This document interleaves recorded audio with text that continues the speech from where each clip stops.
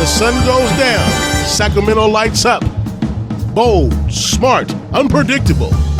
Join Sky Alton as he shines a spotlight on the stories, the talent, and the everyday moments that makes our community amazing. And now please, welcome Sky Alton.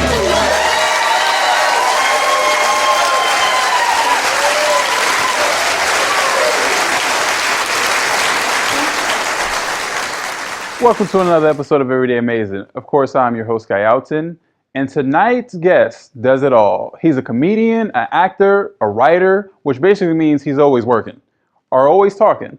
Either way, you're about to laugh. Roll the clip.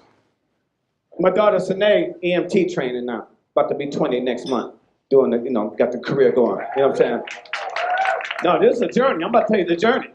16, she came out of the closet. She said, I want to be with women. I don't like boys. I'm a beer. I said, well, okay. She told me, because she know I could take it. My kids know they ain't never seen me rattle. They ain't never seen me nervous. They ain't never seen me without an answer. They know I rock with God. Anything is figure outable. Anything. My wife, totally different. You can tell my wife, Jane's got a doctor's appointment tomorrow. Oh, God, when the funeral?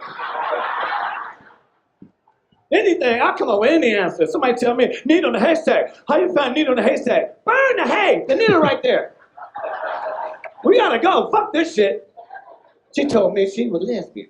I said, okay, let me tell you something about my kids. I told them, do what you want, but know what you're doing. Okay, but I want to ask you something.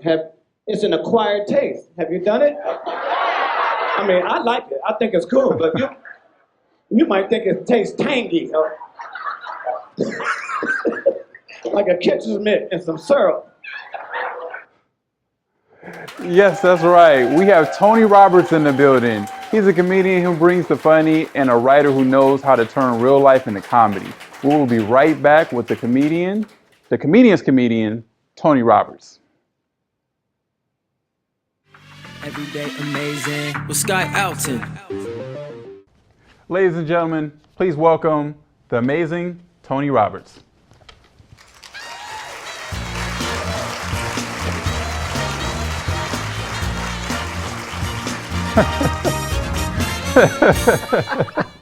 What up, young man? Man, good to see you. Can I call you nephew now? You can call me nephew. I'm on the show now. You my nephew. Yeah, okay, I like that. You're always young man when I see you around, but now you nephew. All right. You see, I done moved up. You moved up, man. You can come to the house, get some pie now. All right, man. I like this.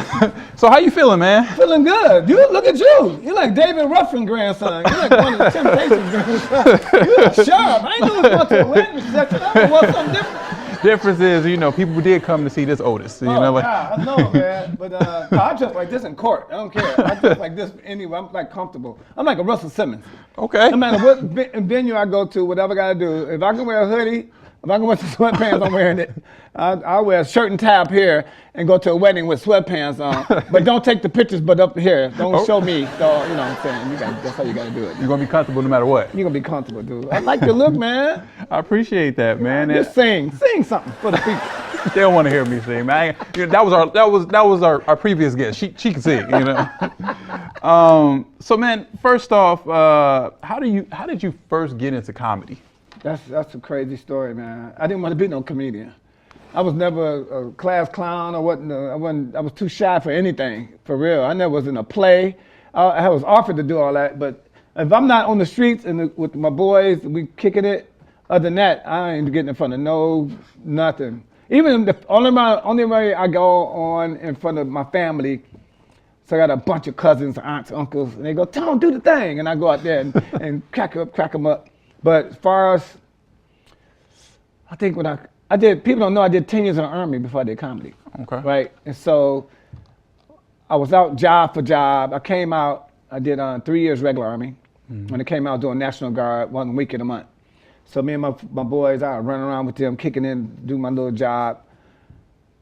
We was at an open mic night. I messed up 20 jobs. I knew I wasn't supposed to work 9 to 5.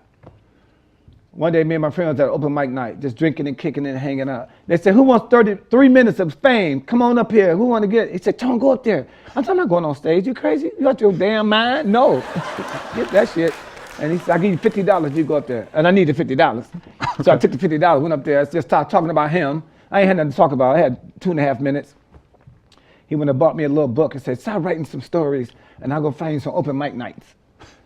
A month in, I'm out there bombing. I had the energy, but I ain't had no jokes. I had 3 stock jokes. That's all I had. I kept repeating them. And I knew not to take nobody else's joke. I heard about that. You're right. This how I had a nursing home job. I was a nursing assistant.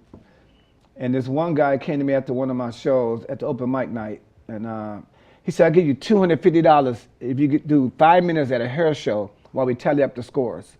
I'm like, in 5 minutes? I make this in a week, 8 hours a day. He gonna give me this in 5 minutes. Quit my job the next day. Really? Yeah. That's when I damn near went homeless. I thought everybody gonna give me $200. Oh my God, I lived on my sister's couch. I lived, and then me and a group of my comic friends, I met some comics, we got together. We started roommating and every time we get an apartment. Back when I was started, if you was on the flyer, you famous to people. That's a big deal. So we'll show a landlord our flyer. It's us, we somebody. And they'll give us the apartment. And then 2.5 months, 3 months later, we get evicted. We take everything we can carry and go over to my other friend's house and we get another apartment and we kept doing it. And we just, well, you know what? I got Comic View. But once I got Comic View, I knew I'm not gonna ever work again. I knew that. Now, how many years was it before you got Comic View? Because like you said, it was a grind from what it sounds like. It wasn't just like... it was a grind for like a good 5 years. Wow. For me. Some people stayed on the grind. Some people just don't take off like it's, Yeah.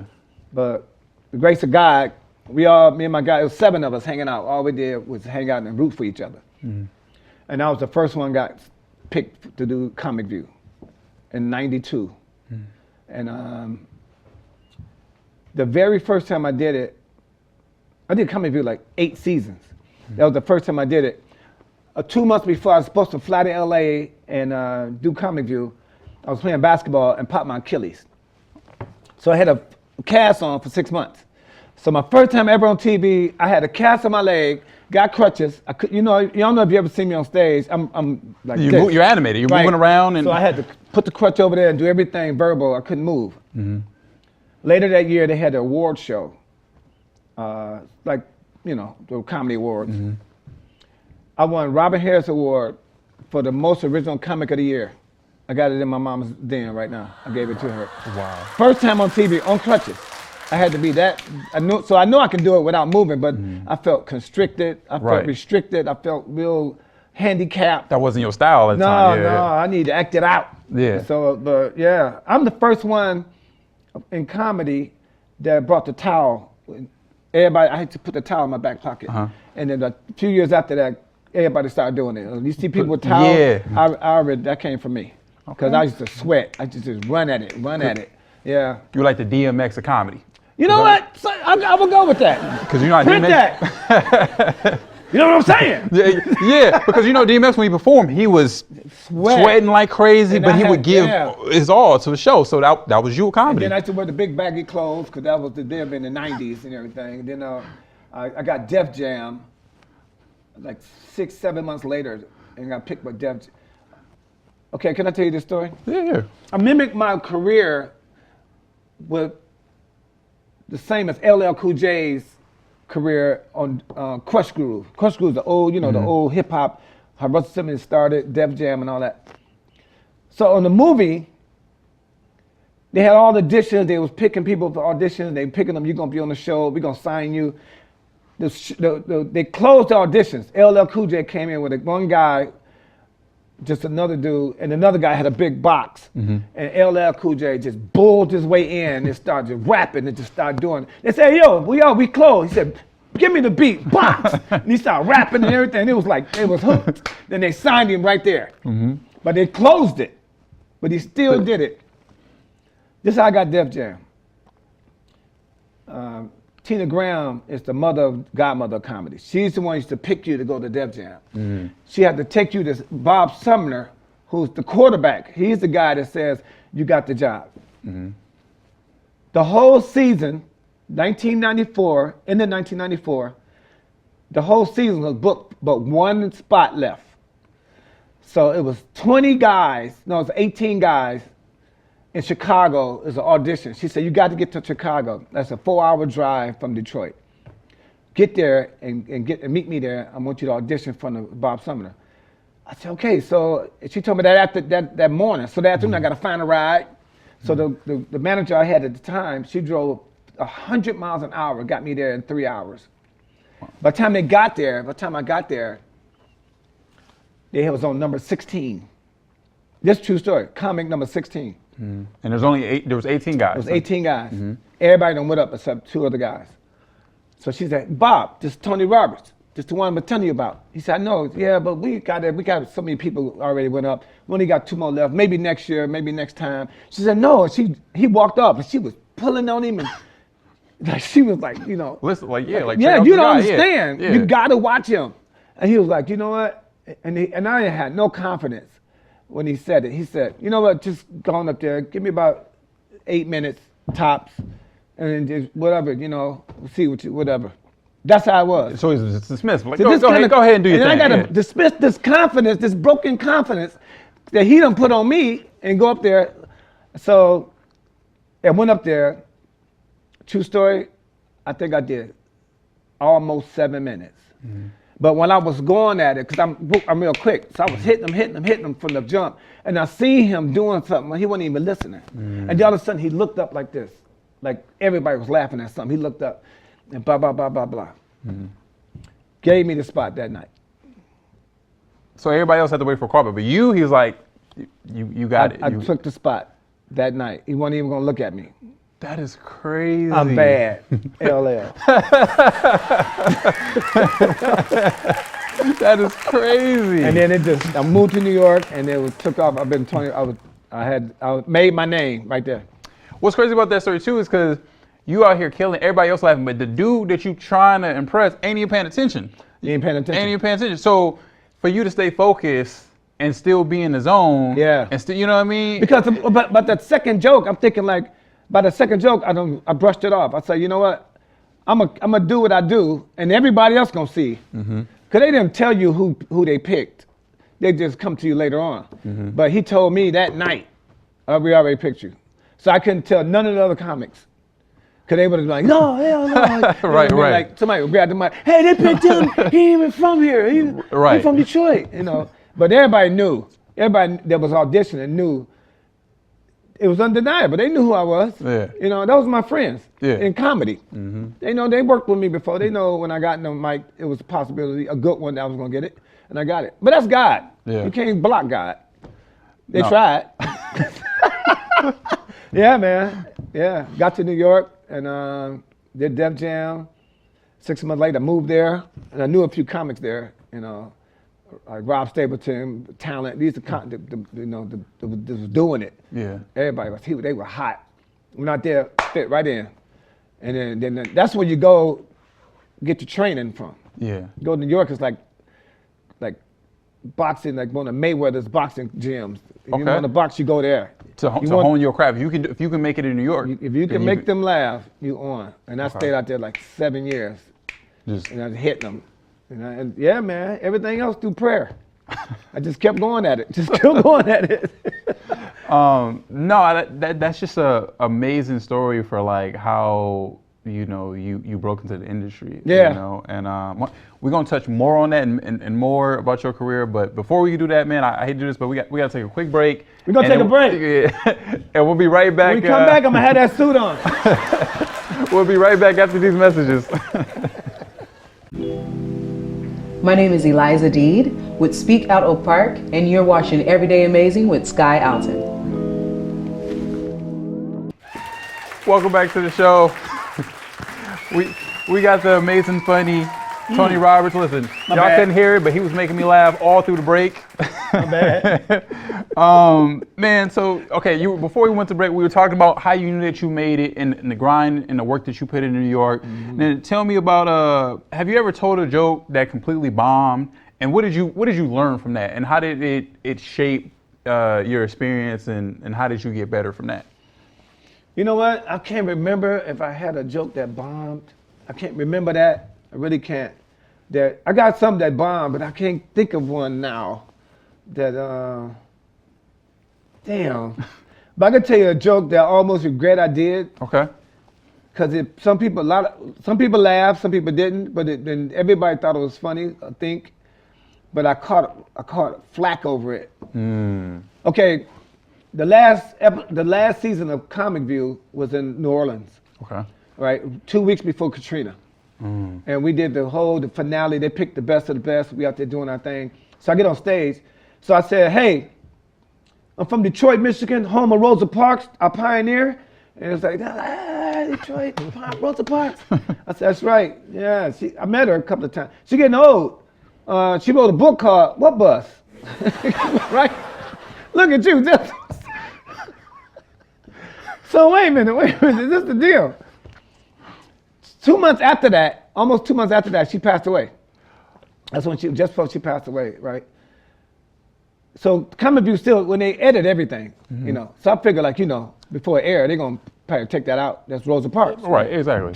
You think they didn't? They aired that. And then when my episodes coming on, I'm just there looking at myself.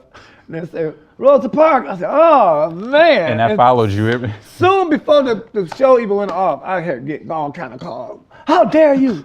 What's going on? Tell I can't talk. She was alive. Yeah. And if you just relax, people laugh. If she had heard it, she would have laughed. Well, I'm saying, you know what I'm saying? But Yeah.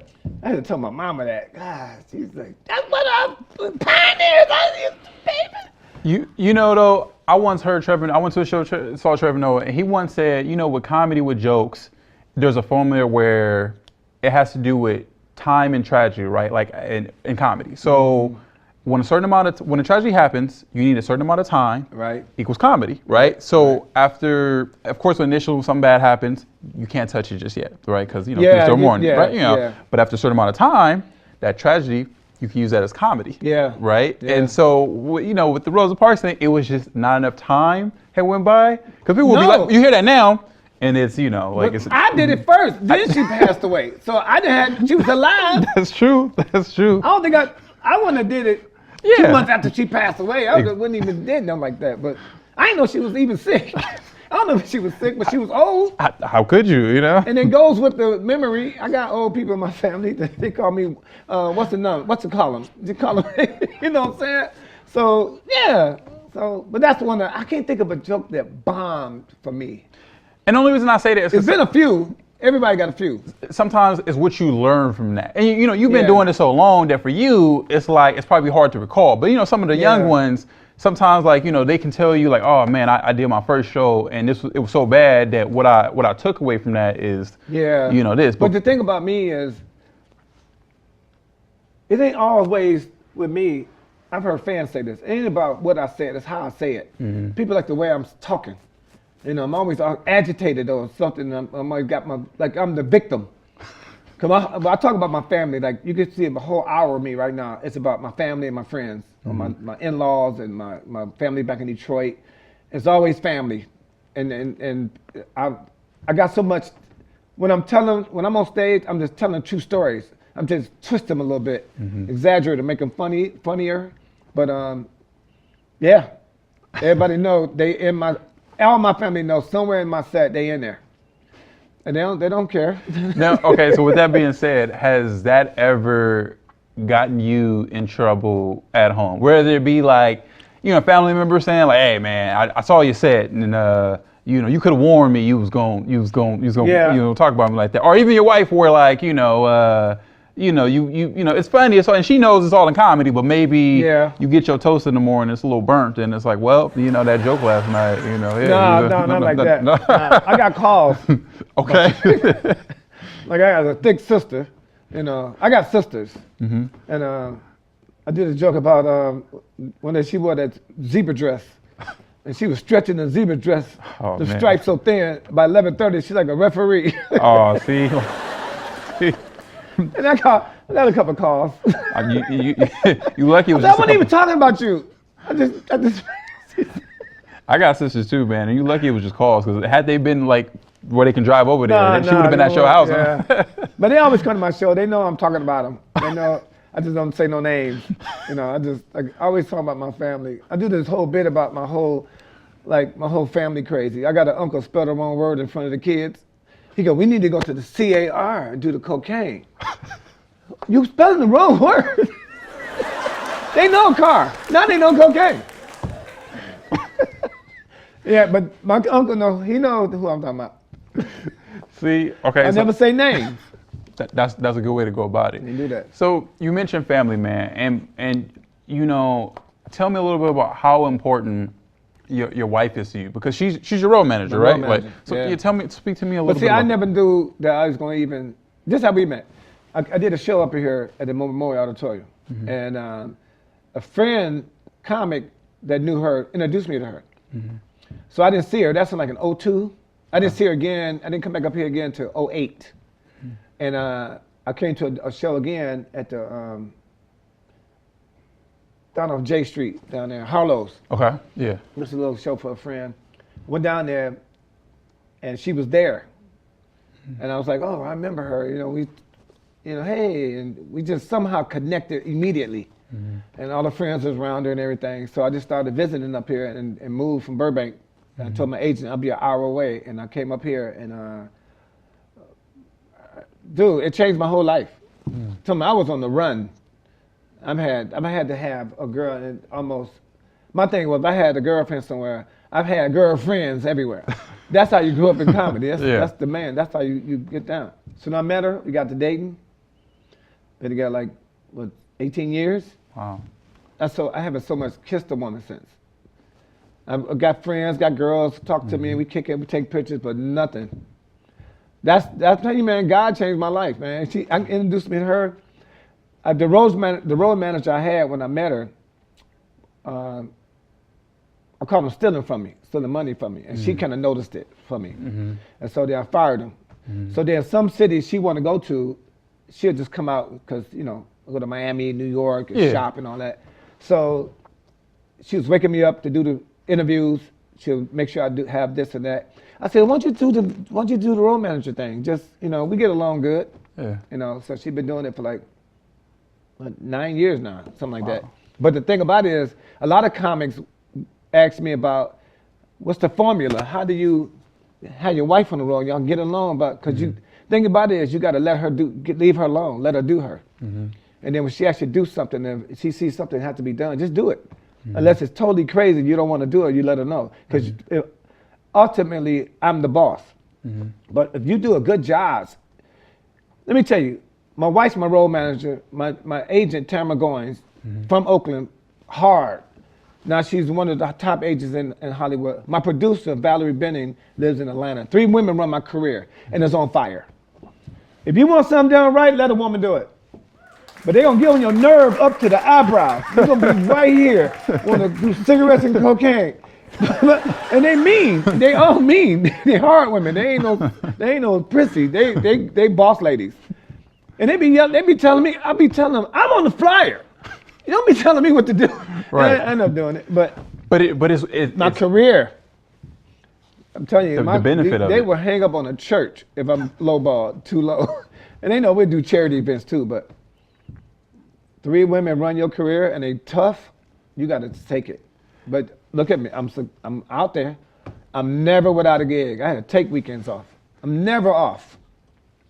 That is really solid advice, man. Not just for young comedians or whatever, but just anybody in any field. Anybody. Man. And then finding the right one and really knowing hey, this is, I don't want to mess this up. Like you just said, you know what I mean? Yeah. Like it happened at the right time. But I'm the kind of guy, I ended up with a wife that could easily be in the limelight.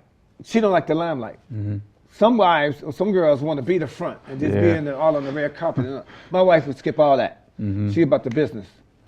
And she just deck herself out. And then when people do meet her, they go, oh, because I talk about her all through the show. Yeah. So they see it, they go, oh, it's her. And then she's like 10 years younger than me, right? But when she get down dressed, like with a hoodie and we in the airport, she look real young. We had a fan hit me on social media. They said, hey, Mr. Tony Roberts, hey, you're my favorite comedian. I was gonna take a picture with you. I seen you in the airport eating with your daughter. And that was my wife. My daughter. When she down dressed, she look young, real young, dude. Yeah, no, this 50-year-old woman got this is crazy. So yeah, but that everybody wonder about that. And don't nobody contest it. They just look at it and go, that's some boss stuff right there. Let your wife run it right in front of you. It's real solid advice, man. And you know, again, to the young ones coming up, they need OGs like you to kind of like share that and talk about how you've maintained in this industry. Right. Because it ain't easy to have the career that you've had and go as long as you've gone. And so, you know, I once heard Mike Epps, man, say you're his favorite comedian, right? And you're known as the comedian's comedian, right? And so, yeah, I remember Mike Epps saying, man, like Tony Roberts is my favorite like comedian. Damn, I think I heard somebody say that he said that. Yeah. Well, me and him talk, we just clown. But the thing about it is, somebody once told me, it was like 8 years ago, they said, you're a legend just from stand-up. Because I'm not the one with a bunch of movies. I've been in 1 or 2 clips, a couple of sitcoms, and you know, I just do everything. But I'm like, nobody never did that. It's hard to be a legend just from stand-up. Bernie Mac did it. Because he was the last one that got the pop. When it was a DL, Cedric, and the other guys. And he was, when they did the Kings, he mentioned that. Y'all don't want to get me no, you know, was you scared of me? Right. But then they finally gave him his pop. And then he's, you know, but he was a legend before that. So I was told a couple of times that that's happened to me. So, okay, so you yourself, man, who's on your Mount Rushmore? Who's Tony Roberts, you know, favorite comedian? Red Fox. Okay. Robin Harris. Okay. Bernie Mac. Yep. Lance Woods. Lance Woods, okay. Lance Woods. Friend of the show, Lance Woods. You know, he spoke very highly of you too. And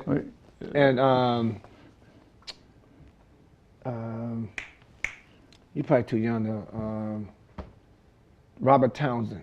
Robert Townsend. He the first one got me to start doing sketch comedy.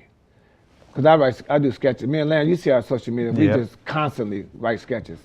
But I want to do a lot more than I'm doing now. I've been so busy, but I'm going to sneak them in there. But sketch comedy, that's my favorite. That's it. That's it, dude. Tell me a little bit about the mindset, the difference between like writing for stand-up and writing for sketch comedy. Well, with stand-up, see, some people write the jokes out. They write every word. I can't do that. I got to know the joke in my heart, in my head, and I write it out. Mother-in-law, kid in the market, traffic, stop sign, blah, blah, blah, yellow light. And then it'll come in my head. It's all floating when I'm on stage, and I just snatch them out. Got it, okay. But I snatch them out in an order where the people think I'm doing a conversation. A lot of people think I'm making it up on the way. So a lot of my fans say, you be off the hip with all that, don't you? No, I'm thinking. Yeah. I got all that written down, but it's in pieces. It's in one-liners. There's no, so I won't have to, if I look at it all word for word, I'll do it that way every time. I don't want to do nothing the same way every time. Right. I might skip a piece or run around and come back to that later or something, but I can't be that robotic. But it's floating in my head. It's floating in my head. The very first joke book I got, it has, you want to hit, give me an hour plus a pen and a pad, LL Cool J. That's my dog. I worked with him a couple times. He knows he's my favorite. Okay. Yeah, man. But as a veteran, you got to go up there with, you know what you're going to do 70% of the time. You know the 70% of what you're going to do. The other 30% is going to happen when you know it. When you least know it, you're going to say something. You're going to say something crazy. Okay. And you got to remember you said it. Okay. I always tell people, when I did that, what was the punch? Oh, yeah, like that. Yeah.